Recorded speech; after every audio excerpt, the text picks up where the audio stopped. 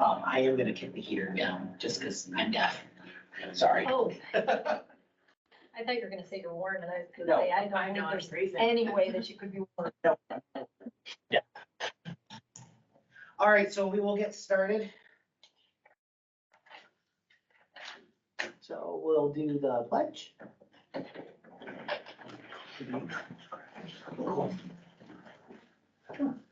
I pledge allegiance to the flag of the United States of America and to the republic for which it stands, one nation, under God, indivisible, with liberty and justice for all. All right, thanks, everybody. So the minutes for June were forwarded out to everyone.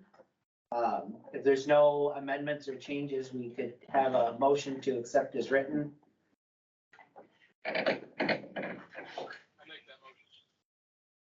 Dr. Holland, I'll second it. Dr. Delaney, all in favor?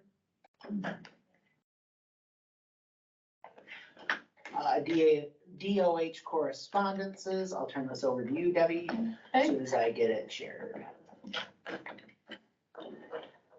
So, there are,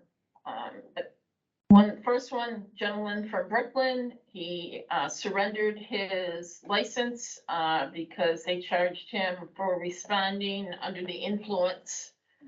The second one is a gentleman from Star Lake.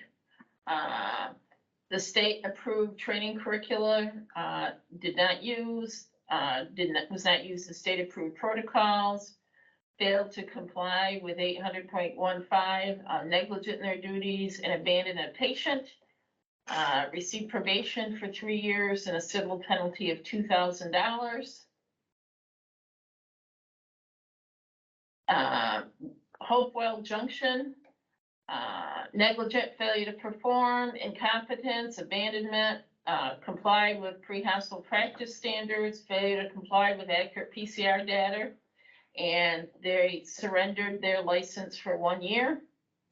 Gentleman from Selden found guilty of regulatory violation and his license was revoked. College Point Community Ambulance Corps in College Point, they discontinued operations for a period in excess of 1 month, and they surrendered their operating certificate. Gentleman from Syracuse held self as being certified at a higher level than actually certified. Issued a formal reprimand, placed on probation for 3 years, and assessed a civil penalty of $2,000. You move it, then I lose where I'm at. Gentleman from Bronx, Trying to keep negligence, the mouse that's up. all right, negligence and performance of duty, censored, civil penalty of $1,000. Gentleman from Spencer Point failed to comply with requirements, negligent performance, incompetent performance, falsified patient record, 3 years probation, comply with agency performance improvement plan and supply reports for the next 3 years, for the rest of 23, 24, and 25. A lady from Albany convicted of a criminal offense and she surrendered her license. That is the enforcement list.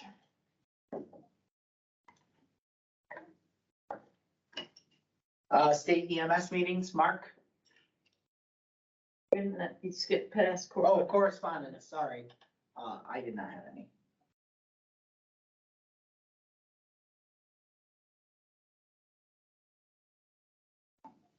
I think it would be nice if a letter went from this agency to Rod Kester, recognizing he just got recognized for 1,000 flights with LifeNet.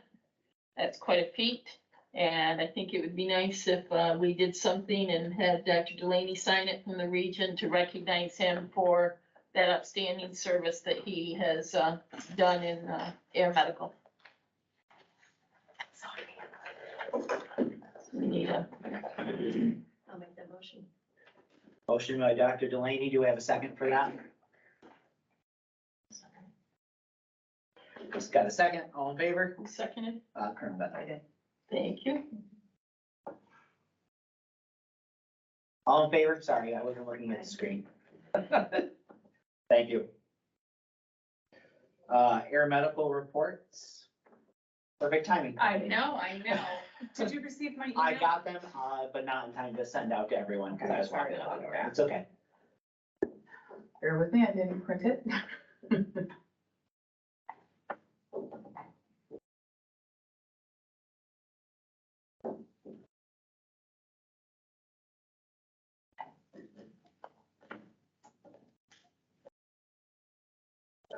Well, some news when it comes to air methods. We had groundbreaking ceremony for 714 at Westernville Fire Department. The helipad was poured. Foundation is going in for the structure for the hangar, and the crew quarters are on their way. It's a double wide coming up from Virginia. Looking like we will be taking occupancy in December, as long as weather still holds out. But other than that, we'll be doing day basing in that area. When we do, of course, we will let the counties know, but we will still, of course, be servicing this area. I did do, of course, since I'm under the gun, I did do the Q3 report for all 3 counties. Why am I not finding it? Oh, because it's under Jessica's name.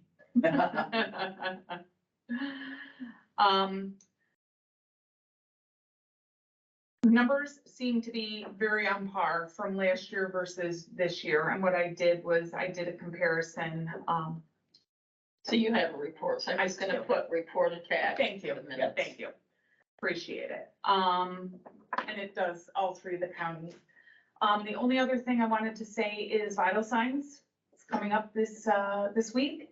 We are gonna be hosting an open house on Saturday, the 21st at our training center, which is in East Syracuse. I did share a flyer if you can Yep. put that in the email. That would be Already great. posted to go out today. Perfect. What we're doing is we're gonna have our sim lab open. People can go through scenarios, do some airways. We have a food truck that'll be complimentary to everybody. We're paying for that, and we've got a big, huge heated tent because we didn't know how cold or warm it was going to be. So I just wanted to, if you're going to Vital Signs, please feel free to stop by and find out some more information. But other than that, that's where we're at.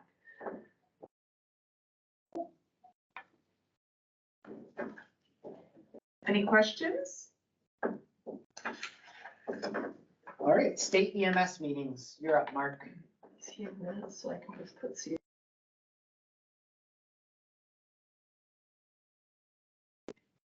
Mark, you're muted. It's hard to tell.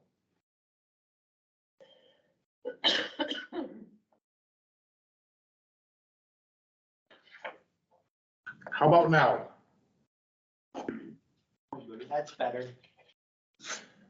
I just sit here quiet that whole time.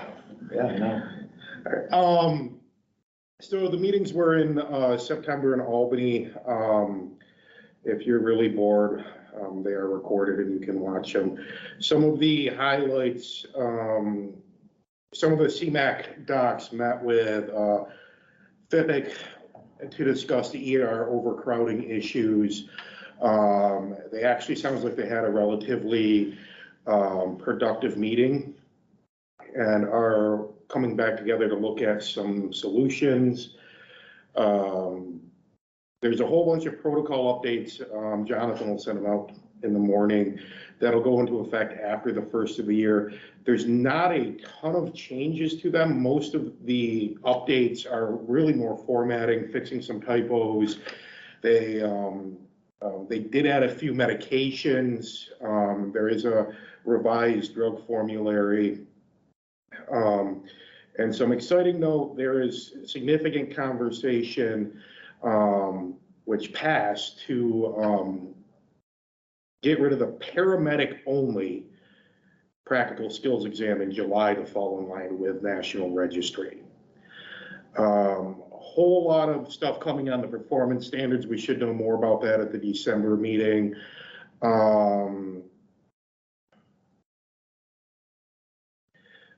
Legislative, we've talked a little bit about how there was a pretty good legislative session, our kind of ask for the budget process was finalized earlier this week, and we'll go to the Bureau Director.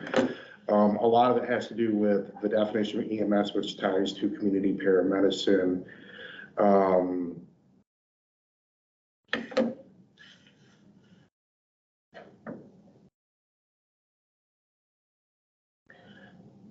The rural EMS task force that Ann is kind of overseeing, they're expecting to have their plan done by December as well. A whole bunch of conversation that I'm sure we're going to chat about on the REMSCOs having the ability to credential providers. I'm going to assume that that's going to come up a little bit later. Whole bunch of grumblings because the state can't get information out in a reasonable amount of time.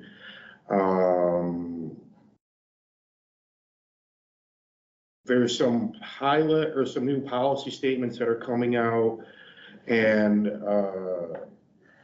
one that has to do with REMAC is there's a CMAC advisory. It's 23-A for selection and use of medical devices. Really just goes into FDA approval, etc. The state's hiring way more people, so we'll see less work with more tax burden.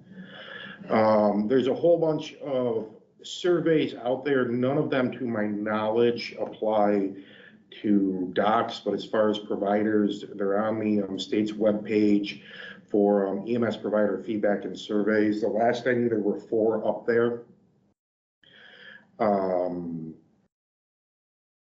And that data is actually really, really impressive or important to gather.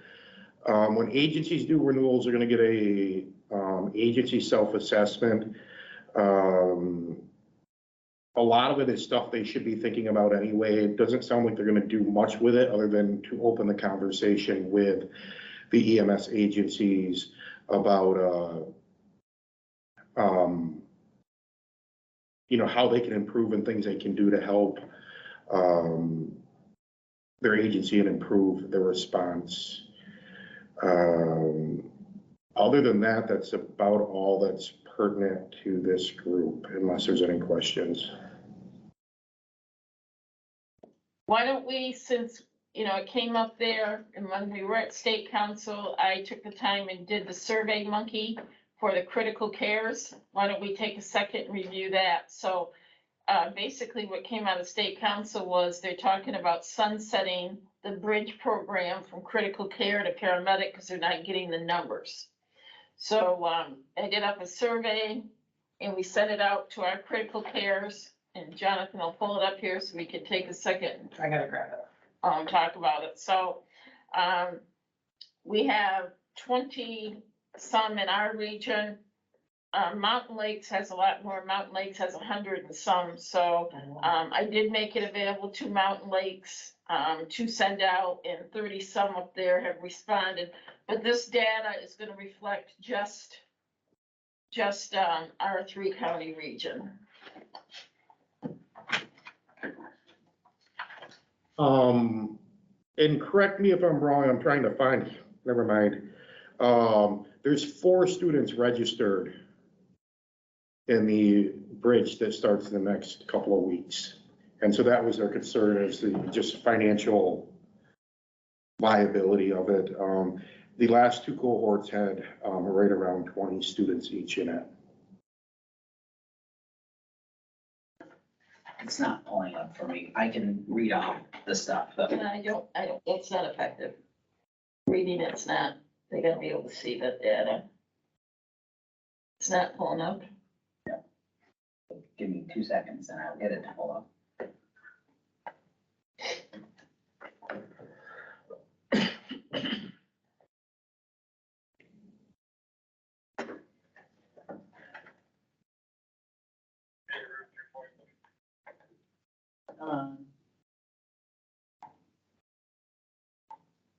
Just talk this amongst yourselves. It'll sync eventually and it'll be here. There it is. There. So this just shows specifically North Country. I filtered out all the Mountain Lakes side of things. So I went out to 20 providers, with 12 responding. We asked, what year does your CCE card expire? Which we don't have aggregate data on that because it was a free type field. What their age group was, with the majority in the 45 to 54, followed by 65 plus.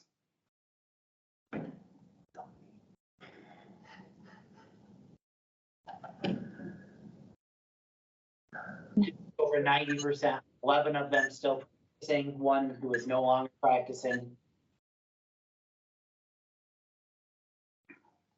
How many calls have you taken in the last 12 months? It's a free type, so we don't have that graph for that yet. With the state discussing, do they plan on taking a bridge program? 5 of them said yes, 6 of them said no. 1 did not answer because they're not actively providing.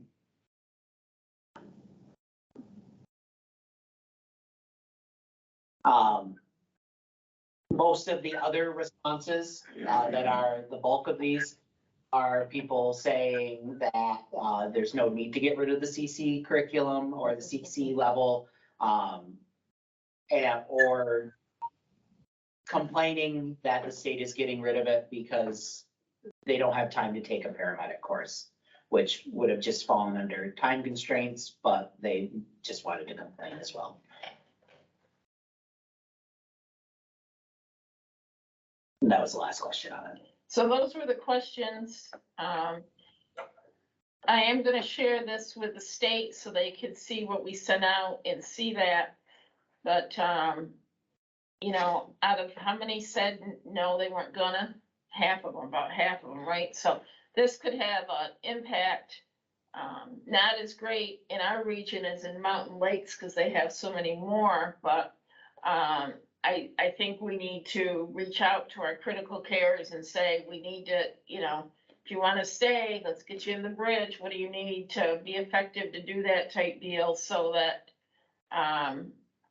we don't lose any providers. My understanding is they will get bumped down to the advanced level. Yeah. But I think it's coming because of what they said at state council. I'm really confident when I say that it's gonna happen because they just didn't get the numbers to take it. So I wanted to share that information with you from the survey that we sent out.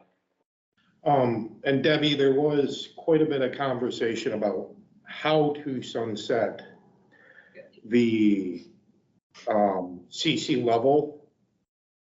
They didn't set anything in stone, but they're talking about, like, basically within the last year to be able to do a recertifications, like it will be somewhere in the next 4 or 5 years by the sounds of it.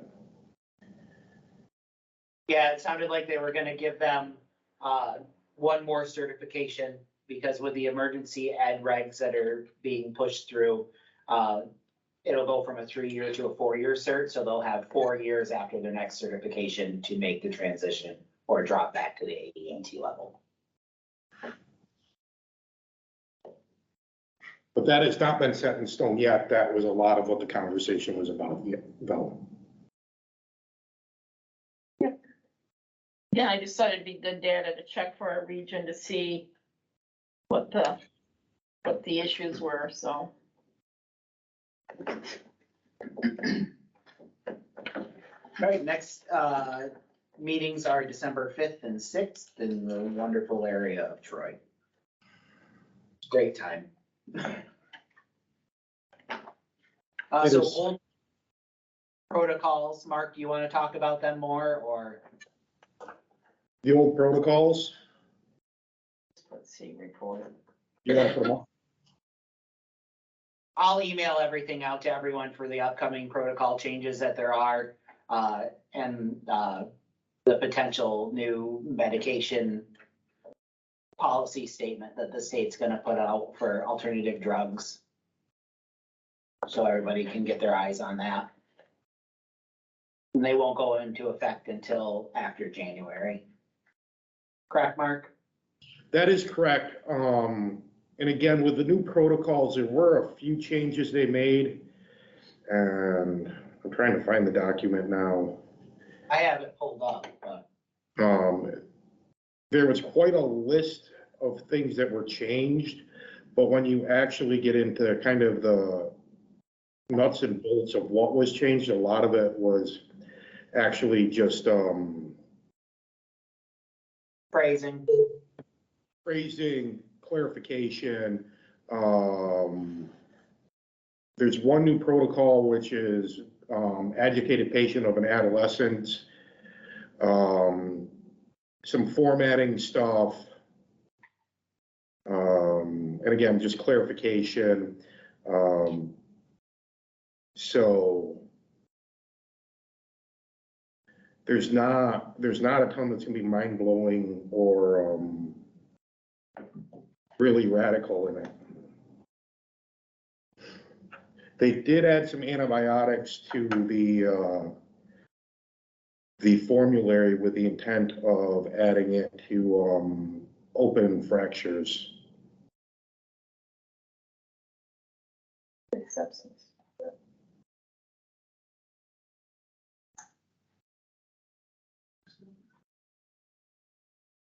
All right. Thanks, Mark.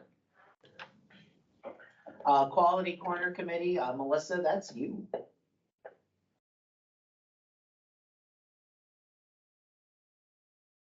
Who's probably swearing at. Yeah, well, my computer did not want to unmute. So Jess Thompson and I are working on that. We are really just getting rolling into this term's Quality Corner. We are hoping to have something out by the next month or two on that. We were looking at some trauma things, and we are also working on kind of a new concept of trying to get some information out, because sometimes the short form media goes a long way with providers. So we're kind of looking into some of the concept of a podcast to do a stroke conversation with some of the stroke centers in the region and kind of hitting into some of those metrics. We ran the data, and a large portion of our region is still using Cincinnati Pre-Hospital. So to have those conversations of the fast ED, so kind of some of the differences, and hopefully to get some conversation in getting some providers to adopt that fast ED in their practice as well. So we are working on that, and I think that's all I've got for an update as of right now.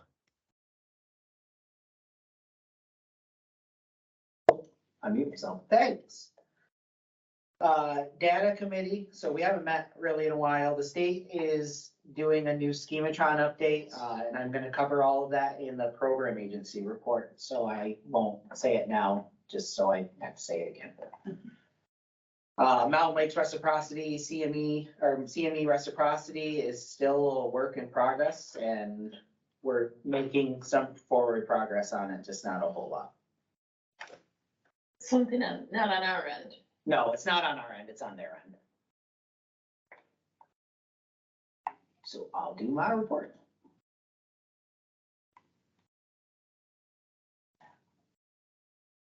Oh, I didn't change the date, but this is for October. So we're still doing the upstate quality group meetings. There still is a sizable amount of funding available for agencies who do this training. We'll be meeting soon to figure out how to spend the remainder of the funds, because we don't really want to roll it over for another year. It was a $229 reimbursement to agencies that participated. And we've got roughly 15,000 left in the account that we need to spend down. So we're gonna meet with upstate to figure out how we can adjust that and spend that money down. So medical director change for Fort Drum Ambulance to Major Bedorn, right? Bedron. I knew I was gonna say it wrong. So this is a change back to who they had before. So we need a motion from one of the docs to accept this change. Motion by Dr. Delaney. Do I have a second? Dr. Coates. All in favor? Thank you. Get get that out to whoever's in charge over it there now. Have they named temporary? I don't think so. Level of care change, we do have a second one that we're waiting for paperwork on, but we have received a formal notification from Norfolk to downgrade from AEMTCC to the AEMT level. Their one critical care is, she is on her third bout of cancer and she's done. So they need to downgrade. So can I, yep, we need a motion. Motion by Dr. Delaney. Can I have a second? Dr. Howland, all in favor? So moved. So this is the list of pads. So SUNY Canton updated their pad with a new AED. New ones, New York Air Brake, Purcell Construction, both in Watertown. A whole bunch of auto dealers located throughout Jefferson and St. Lawrence counties. One in Messina and Lowville Academy, which is surprising that the school didn't have one, but. BLS iGel demo project, there are no new agencies yet that have signed up for this since the last meeting. And I did add Governor on there after Mark yelled at me for forgetting him last night. Regional BLS adjuncts. So the only one we received is an application from Cranberry Lake Fire Department to go to BLS 12 lead. And we have received all their appropriate paperwork and agreement between Clifton Pine Hospital and the agency. So I would entertain a motion to approve that adjunct. Dr. Howland or Colonel, I don't, whoever Debbie decides to write down, and all in favor? Thank you. Also, just a note on Cranberry, we did send them a excellence in EMS citation with a couple pins. They had an MCI and they handled it between themselves and Star Lake and Little Clifton Pine Hospital. 9 patients with CO poisoning. They managed it themselves and got everybody transported with their caretakers. Mark LaRue was a key person behind that. They did a very good job. So we sent them a little certificate and some excellence pins, which are a few less now in my office. So EPCR, so Messina Volunteer Fire Department just got their BLSFR, so they're working through the process of getting online with the New York State EMS or image trend for first responders. So all of those agencies are no longer enrolled in the CME program? Correct. Well, they never were, so They they never never were, got gotcha. forced to move towards it. Cape Vincent's got been in the CFR a long time ago. Right. They're still on the state's list, so I still include them on our list. So they just haven't notified the state, okay. Because they notified So- the county and all that. I don't know if not notified the state or not, but Okay. yes, Bob. Backing up, that excellence in EMS is still a thing.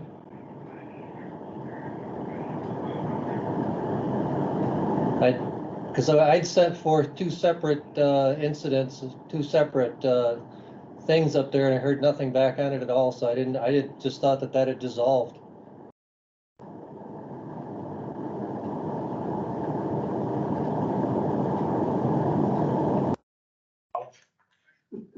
Could you hear me, Bob? Nope, not a word. Resend it to me and I will get something out to them. Okay, there was actually 2 separate incidents, and they're older. They're from I believe they were from last spring. That's a shame. We gotta make sure we get them. I'll get something out to them. Thank you, Bob. EMS data integrity. Okay, so NEMSIS 3.5 will go into effect on January of 24. EPCR vendors will then have until June 30th of 24 to transition. The initial schematron for this is going to be mostly just the NEMSIS required fields.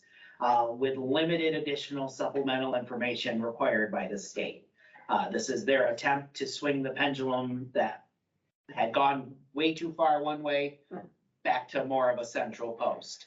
So I believe what the goal is to sit with this schematron for a year, seeing what data we're actually getting and what we feel we're missing, and then doing another schematron update, which would go into effect in 2025. So the schematrons, like the protocols, will only be updated once a year. So that should make life easier for everyone. So we've been working tirelessly for 20 years to put data into this system. It's becoming increasingly hard to do a PCR. It takes you longer to do the PCR than it does take you to call. What are we getting out of this? Are we getting anything back from the state? That's why we're doing this. Right, 20 years. We've been doing electronic PCRs for 20 years now. When do we get something so we can compare region to region, hospital, whatever it is, we can look at and say, yes, we're meeting the standard, we are on par with our neighbor, or, you know, we really gotta fix this? I mean, that is great, but That's a great question for the state's data and informatics team. That We don't doesn't get any answer answers. questions. okay. But I can tell you, even on the regional side, it is complicated because I work with the data with Jessica on our Quality Corner project. And anytime we are playing with data, and Jonathan has helped and can attest to this, there is so much variability between how providers are inputting the data. There is variability towards the understanding of the process of what things mean. And you kind of fall into this of it's actually really hard right now to use these metrics into anything quantifiable without a ton of effort into it. Jonathan, in this new schematron that they're planning, are they planning on doing some education in line with that for the providers? The answer is, well, yeah, I don't have a data dictionary to start the education, but Zach and I sit on the education committee for the data and informatics, so we're on that tag. And we have started have meetings to generate education, but we are also taking the stance of we can't really generate the education without a data dictionary to know what we're educating on. So the goal, Appreciate you guys very much for that tag. Thank you, Jonathan. but we'll see how it goes. As a course sponsor, as an educator, how do you know where we're failing? If again, we've been putting data in EMS charts for over 20 years. I haven't got a thing back. Yeah. I can't tell you, how do you adjust education? How do we do better at what we're doing if we're not getting back? How do we get information from the state? Any idea? Tell me what you want to know and we'll try to build you a report. So, and that's something I should have hit in the Quality Corner as well. I believe Jessica is working on a regional dashboard. That way we can kind of put some of those regional key performance indicators out there. I believe she was working on that with your IT guy, right, Jonathan? No, it's been Zach she's been giving Zach the information to pull, and Zach is pulling and building reports for everyone. Well, that will go out. why don't we go right into our data that we're trying to collect? This is probably a good point. Yeah, sure. I was gonna say, So- I would love to have some feedback on the key performance indicators the region wants as well. That way we can know we're pulling the appropriate data for you. So, I mean, Chris, if it's not appropriate here, you can get off with me offline and kind of, sorry about the dog. Let me know what you're looking for so we can adjust our process to get what you guys want. Okay, so as a region, we sent out a survey to every ambulance service and asked them to complete this. And it was, you know, how many calls they did last year, because we're gonna divide it into 3 buckets, because we know we can't compare an agency that does 8,000 calls to an agency that does 50 calls. And it all in all, it should probably take less than 5 minutes to complete. And out of the 43 ambulances, 20. 20 have responded, and that was it. So we talked to Dr. Delaney and said, what are we gonna do here? We just don't seem to get agencies to give us what we need. We were taking the stance, if we develop what we wanna collect, that maybe the state would say, we'll just take your data and we'll leave your folks alone. So in this, I even went as far as to say, do you need help generating these reports, we will have somebody generate them for you and set it up so you can just run them every month. But today, we've only had 20 agencies do it. So Dr. Delaney, we did up a letter and we talked about credentialing and CMEs, and we put in there about complying with requests from the region. And there was a letter that went to all the docs for all of the agencies that their medical director for and asked them to complete it.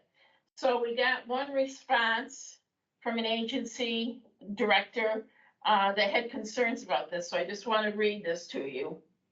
REMAC has not regulatory authority to suspend our ALS privileges, so the last bullet implies that they do. The next to the last bullet allows REMAC to add things without any input from the stakeholders, and we must comply. I agree with the need for CME, CQI, and the data. I'm confused on why we spend so much time doing state NEMSIS requirements if we also have to submit more data locally. As you're aware, there's a lot of discussion at the state level about REMAC, REMSCO, CMAC, SEMSCO authority or lack thereof.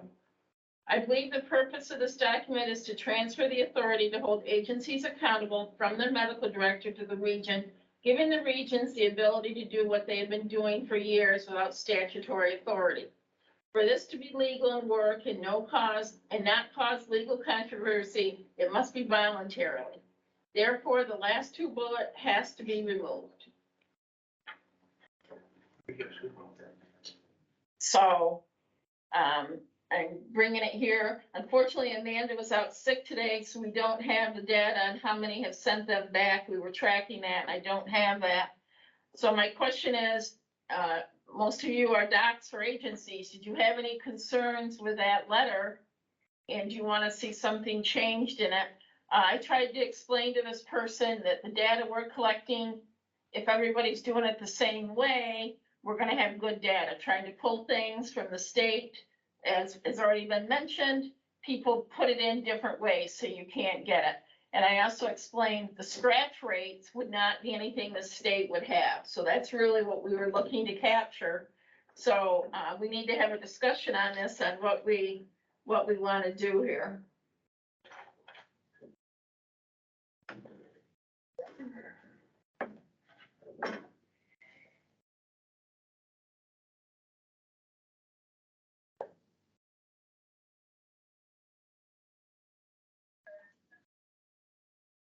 Yeah, I'm clicking. So we need to hear from the docs on what your thoughts are.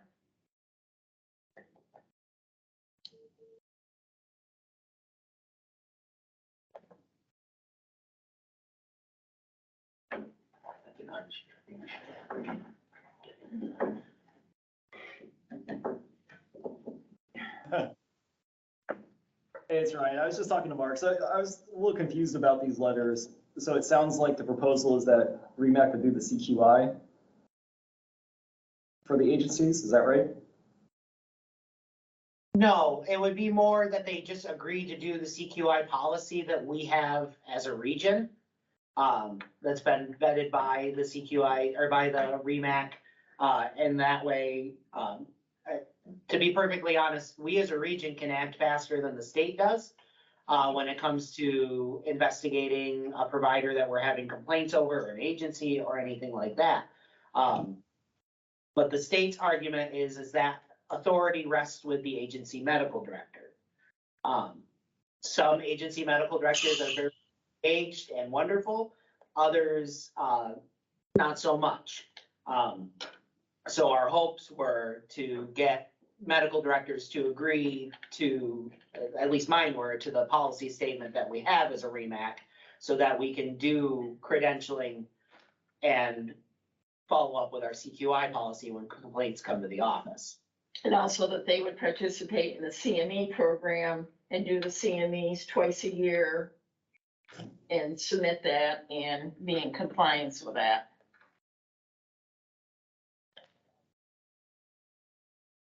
Agencies.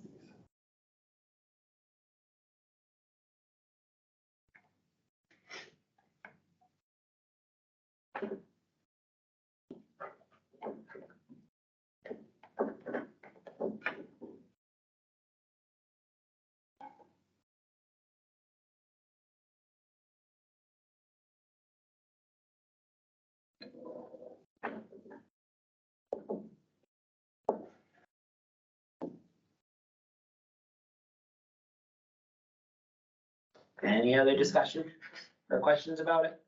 Do you have the ability to pull up that form, John? Not super easily. Debbie, I have a question for you. What do you believe the concerns are with the region doing CQI? Because like my understanding of the regional CQI is it's an educational process. Are they Yes. afraid that it would be a punitive process? I don't think the CQI was the issue.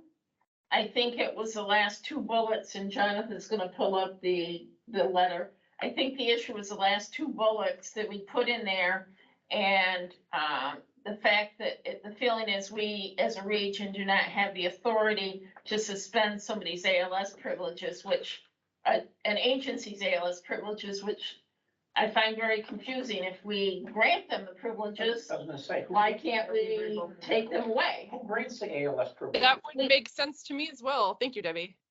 So if it's granted by a party, why can't it be revoked by the same party? Because the state's arguing the fact that they don't feel that we have the authority to do either.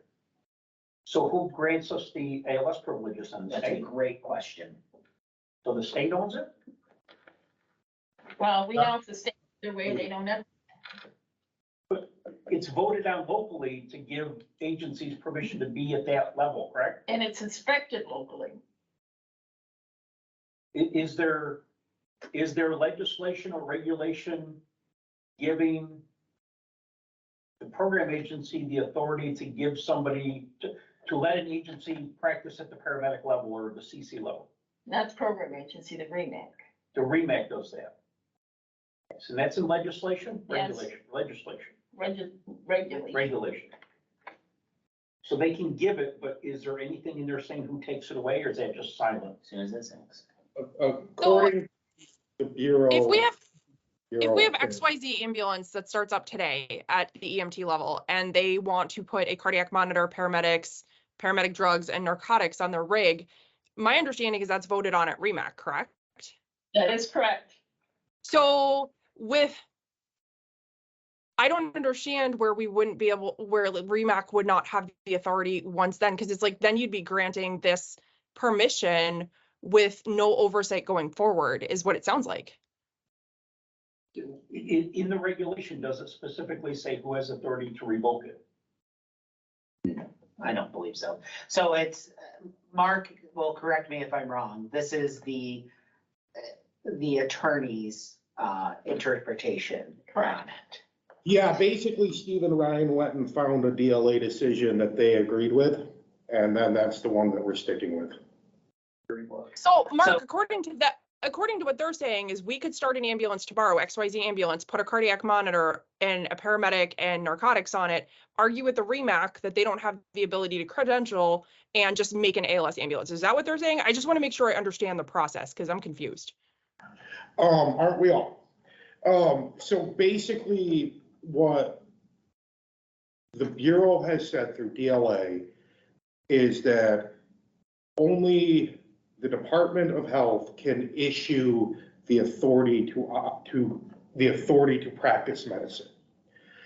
And even though it says clearly in Article 30 that the REMAC shall be responsible for the ALS system,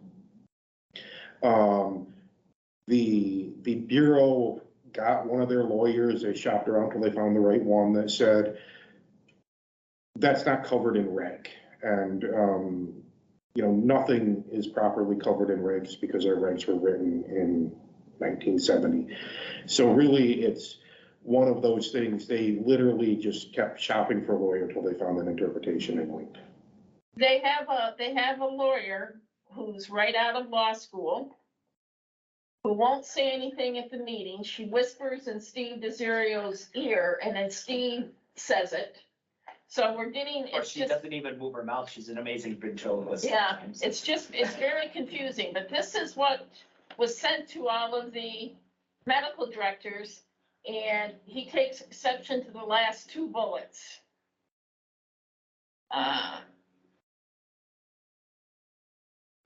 Agree to participate in the regional CQI program. And any additional requirements as set forth in the future by the North Country, REMSCO, or REMAC. I thought it was the terms bullet and any additional requirements. It's the terms that he has a problem with. For this to be legal and work and not cause legal controversy, it must be voluntary. Therefore, the last two bullets have to be removed. All right, Debbie, so say- would this have any impact on the Quality Corner project that we're doing? So am I utilizing data that I technically can't have? Is that what they're like? I just want to make sure that we're not causing any problems for REMAC or the program agency. You're fine with using any data because it's all data that's mined out of the regional database. So it's our data to use. Okay. And then we into the state, so you're fine. So his. All right, I just don't want to cause you guys any more programs. As confused of this entire situation as I am, mitigating problems is my primary concern right now. So his concerns are any additional requirements set forth by this committee or the council, and failure to comply could result in an agency suspension of ALS privileges within the region. Those are his two sticking points. So where it says terms? Yes, Yeah, we had What was the other one you didn't like? complaints. the last one there, any additional requirements. Okay. No, I've not heard from anybody else. And that's why I was wondering, you doctors are docs for a lot of the agencies. Did you have angina when you read this? Is there anything that you want to see changed?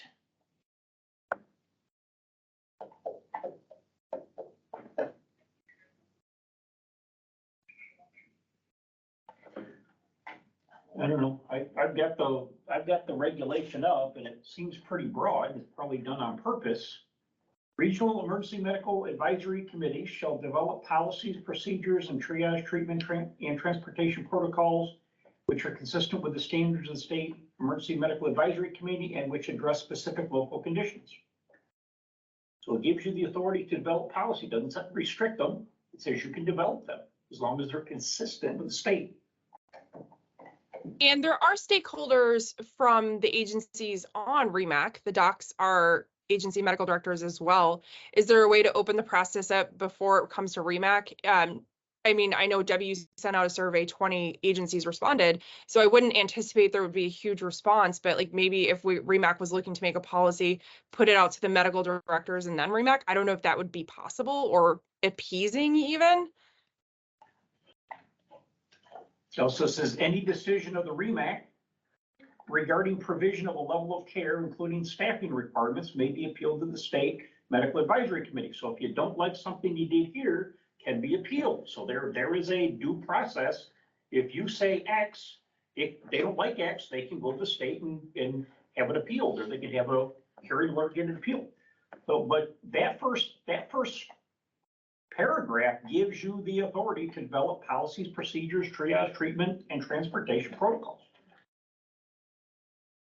And that's where we want to keep it. We want to keep it at the region because we don't necessarily have the same requirements as New York City does. And so, quite honestly, that's the reason we broke away from Central New York and went to the North Country, was because, we found that, the things that AMR and they were experiencing in Syracuse really didn't pertain to us in the North Country. So that was the whole reason the North Country was formed to begin with. So I'm just, you guys got to give us guidance and direction. We need to get this back. We need, I had hoped to start in September.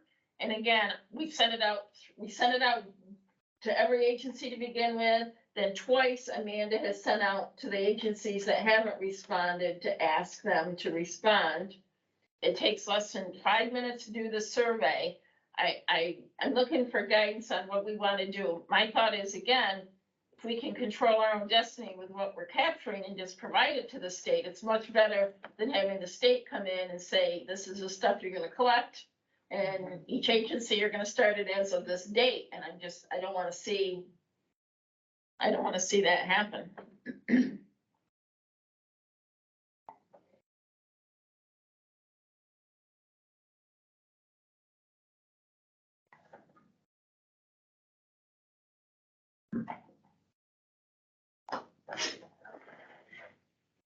So then, I guess from silence, I'll assume that we're good with how it reads now and continue moving forward. So what do we do with this agency that's, their medical director signed it and sent it to them, but they're refusing to sign it? Well, they are under their medical director, so if their medical director so says to sign it, then they should probably sign it. Dr. Holliday, have you seen that for Guilfoyle? Did you have a chance to look at it? Are you talking about the MOU or the data survey? The MOU. I did. Did you have concerns with it? I'm sure you do agencies down in central New York. Do you see an issue with this? I don't think that the issue is necessarily with the ideas or concepts behind it, but with kind of asking for it to be mandatory, but then asking for voluntary compliance seems a little bit confusing.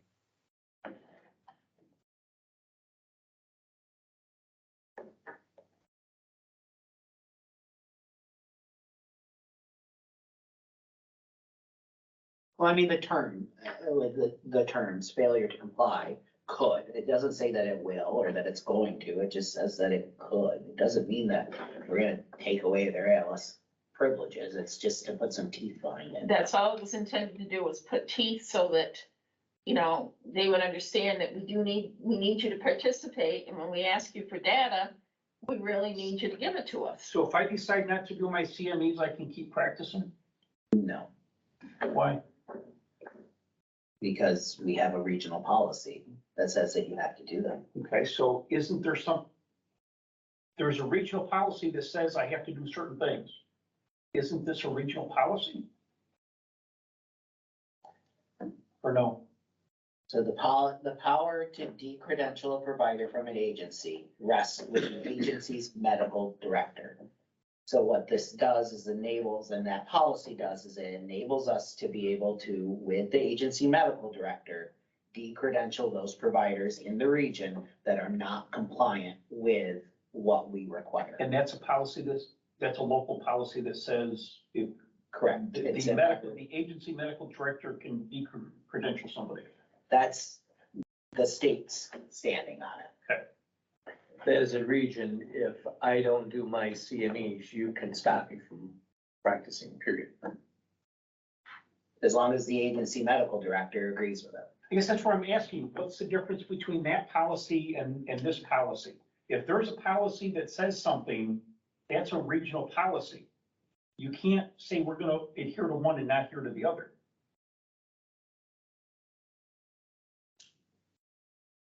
I understand what you're saying. Okay.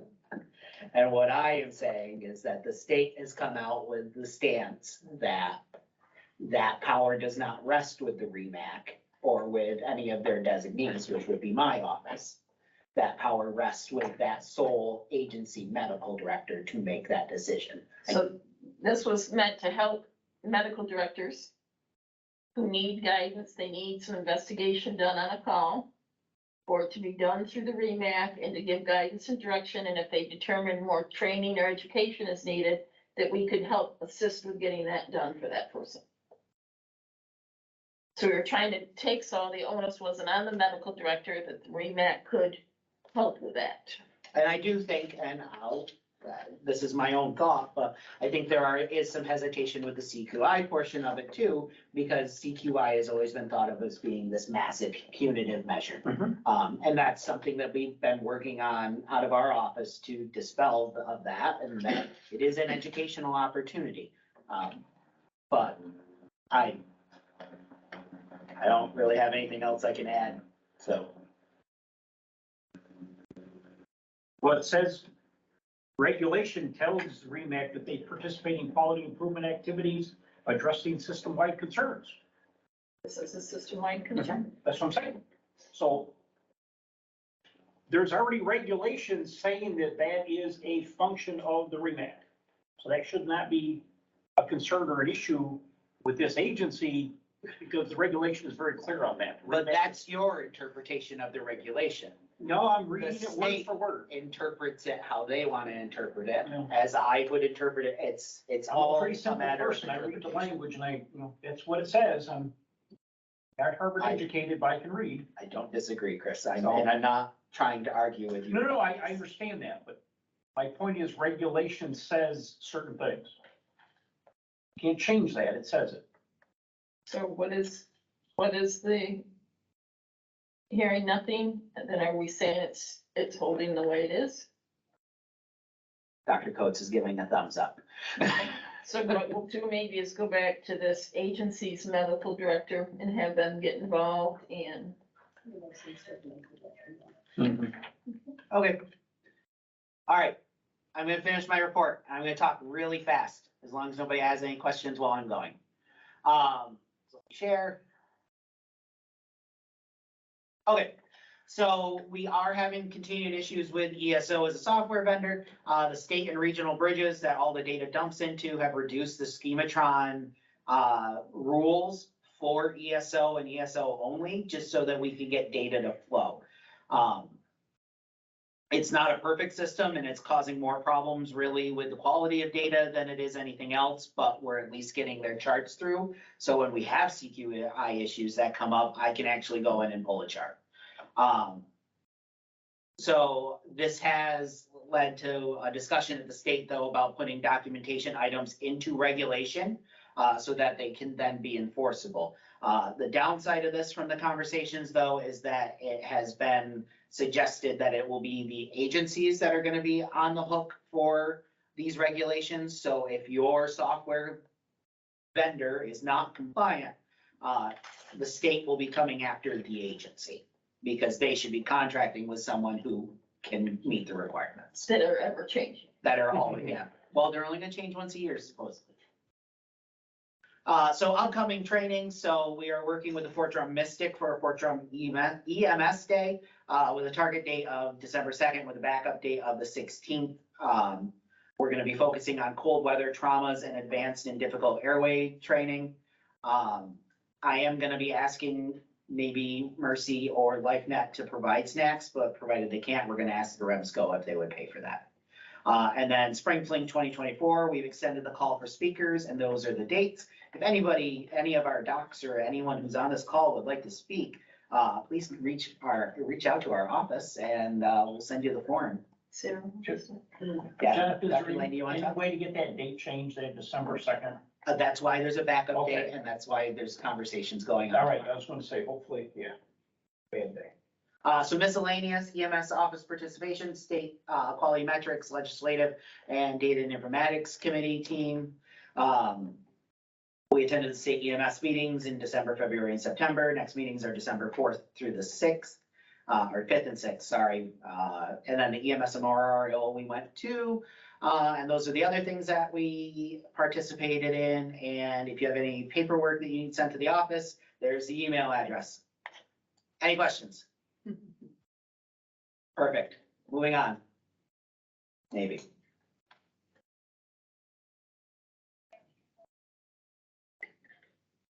Debbie, the pulse. So, hopefully you folks all received our first newsletter. It's called The Pulse of the North Country.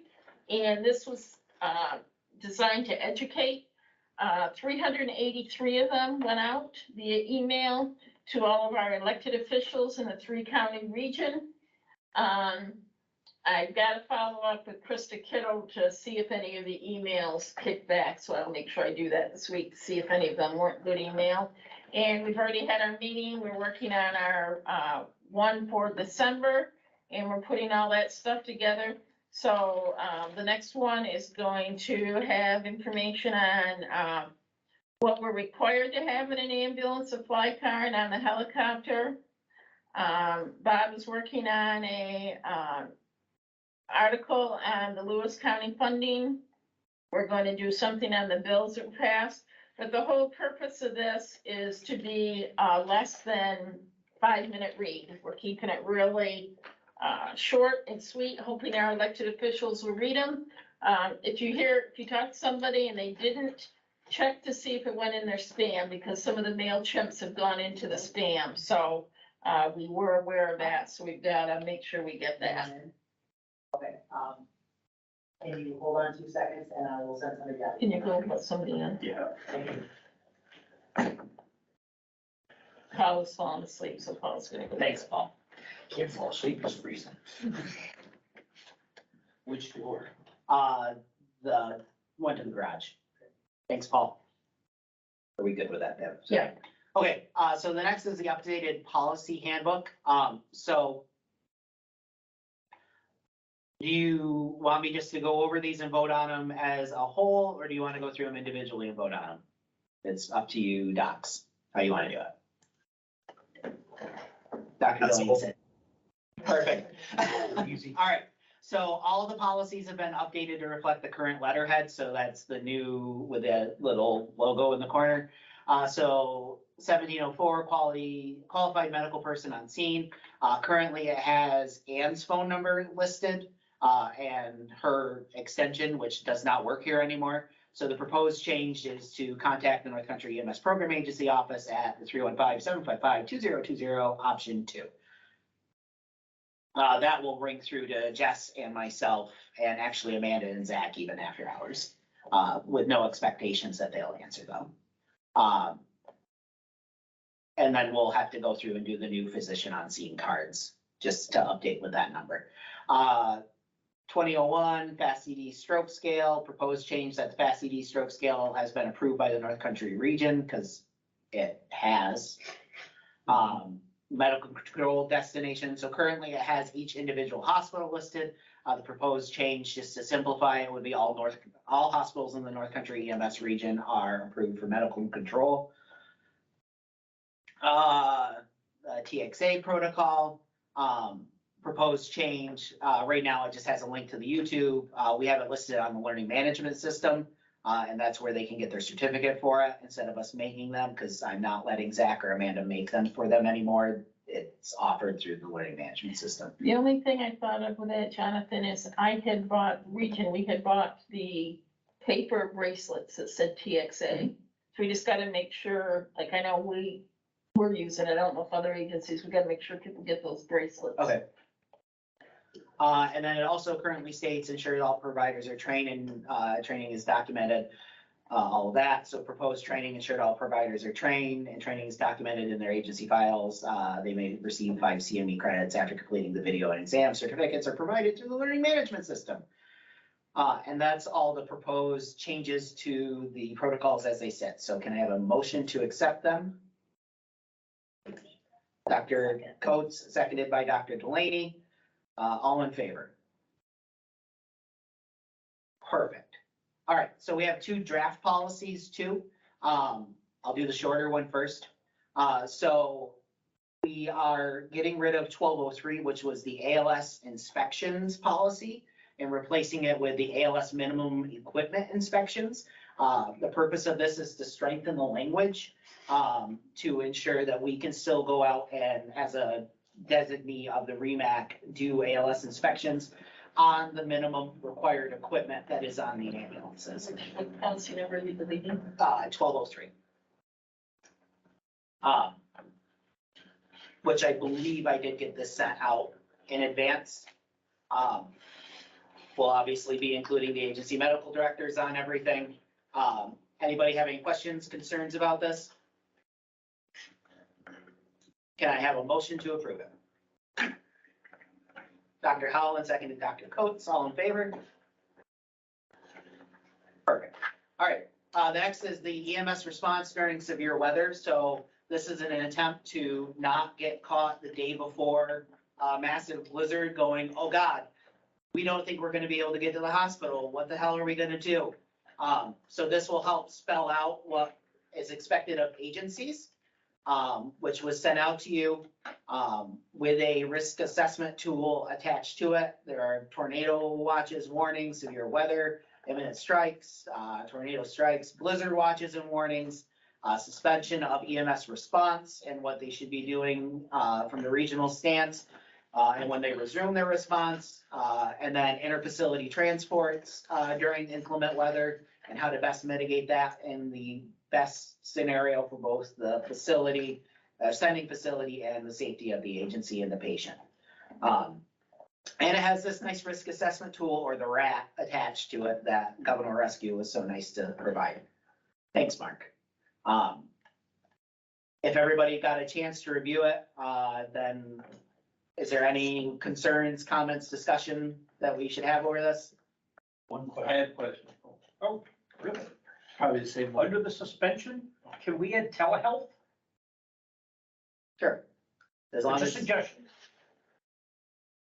I don't see a problem with that. because if we're Actually, I'm surprised I- facing a blizzard tornado, is the ER doc really going to be, or they could be very busy where they may not be able to directly talk to my patient? Might be better to talk with someone where maybe is not being affected by the storm, tornado, power outage, whatever the problem is, as an option. Just a suggestion. I like that. That wasn't my question though. Oh, I see all these wonderful points for what does the totals mean. You got a spot for hazard total, patient total. What do you do when you total them up? Mark, If one's above the other, you don't go. Okay, so. Yeah, so it's the highest point winner wins on it. So you give a patient condition point and then a weather point. So like obviously in this situation where you've got that, the highest critical patient would be 46, but the travel ban road closure is 50, because if the roads are closed, you can't move. So, there's still that time and the place in the snowstorm to move, that CVA that's non-responding to thrombolytics if it's possible. So it really just kind of takes that emotion out of it as well. So it's more of a objective rather than a subjective, because there really is a time and a place where that risk versus benefit is there. And I believe, Mark, this actually came from the Mayo Clinic. Correct me if I'm wrong. You have a stable patients at 20. He's nodding yes, Melissa. So. He's not a yes. Yeah, so we've been utilizing this in our agency for the last 4 years, I believe. And we even go a couple steps ahead of it to kind of the anticipated what the weather is going to be. We work with our health system ahead of time of like, we can't do this risk assessment tool right now because we don't really know what this weather is going to be like, but it's anticipating that we may be in a situation where John, can you scroll down a little bit? Or scroll up a little bit, yeah. So where some of these more stable patients or some of these, potentially unstable patients, we may not be able to move them safely in the best interest of the patient. So we work with either finding a closer destination or kind of giving that notification of looking maybe north versus south, and kind of use all these tools in order to keep our providers safe as well as our patients and still providing care.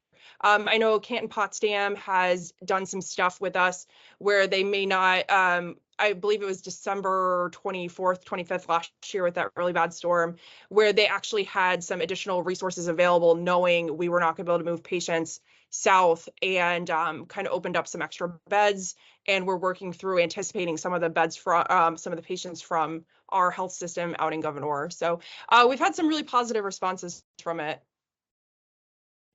One thing that's not on here is wind. We have a great deal of wind where other places may not. We've used the rule of thumb, if we have sustained winds over, I believe it's 45 miles an hour, we're not taking the vehicle out of the barn. It's just unsafe. You can't manage it appropriately. Wind is not on here. I think that ought to come up with a plan for wind. We get a lot of wind up here.